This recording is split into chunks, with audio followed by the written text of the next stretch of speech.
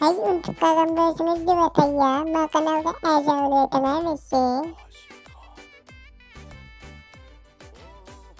Premierni ochgandan keyin ustidagi videoni tutib, ostidagi mashg'ulot ko'znikiga tashlaymiz.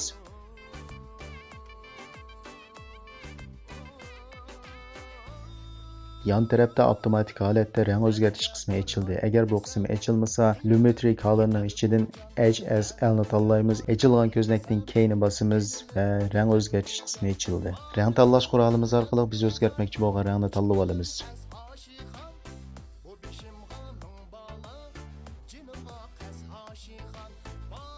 Ost tarafdagi Color and the Gray qismini besib o'tgandan keyin biz tanlagan rang suzildi, ammo biz buni texmo to'liq holatda suzib chiqish uchun ustidagi o'xshash mashg'ulot qilamiz.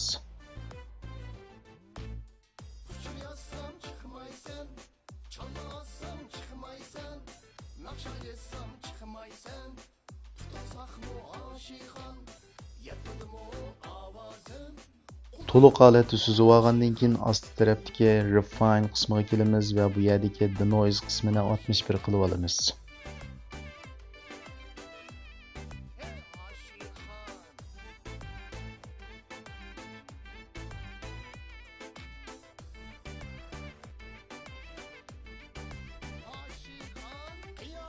Ostidagi correction qismiga kelamiz va bu yerdan o'zimiz xohlagan rangni tanlaymiz va eng ostidagi qismlarni mashg'ulotga o'xshash tangshib olsaqli bo'ladi.